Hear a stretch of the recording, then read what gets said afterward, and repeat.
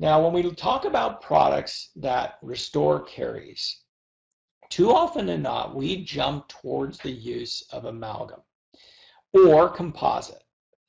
But I want to caution you with that. In a mouth where the disease is not controlled, you need an active source of pH neutralization.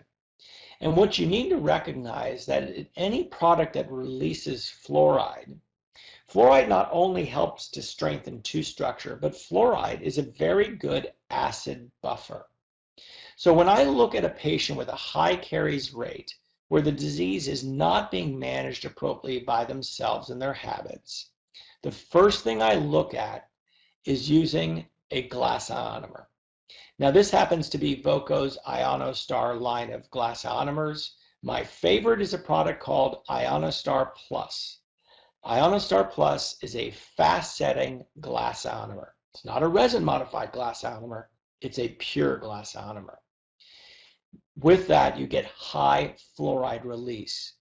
So when I'm treating patients with active caries, I think of glass ionomers as the first line of defense in getting them to establish an oral balance and a healthy mouth. After the patient's demonstrated to me that they've got their disease under control, then I'll turn to more conventional restorative materials like a composite. But first and foremost, I like to use GIs in a high caries risk patient. Now take a look at this and I'll show you an example. The x-ray on the left shows typical caries in an elderly patient around lower anterior teeth. And these carious lesions are quite close to the pulp.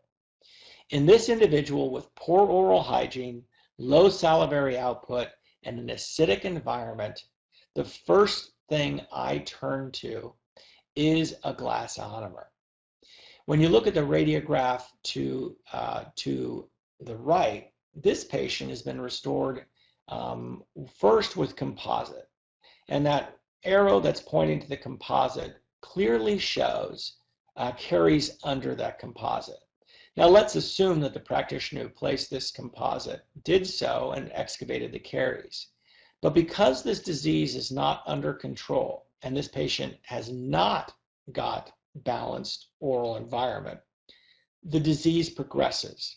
And what you commonly see in these geriatric patients is these caries lesions developing under or around the margins of their composites.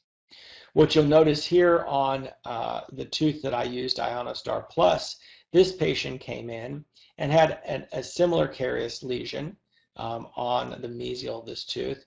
I placed the glass ionomer, and what you notice after a 2-year recall is that no caries has progressed in that area. What you do notice is caries on the distal, and I'll have to go in now and restore that tooth again on the distal aspect with a glass ionomer. But for these geriatric patients with low salivary output, I really want you to think of a glass ionomer before you think composite resins. 2 reasons.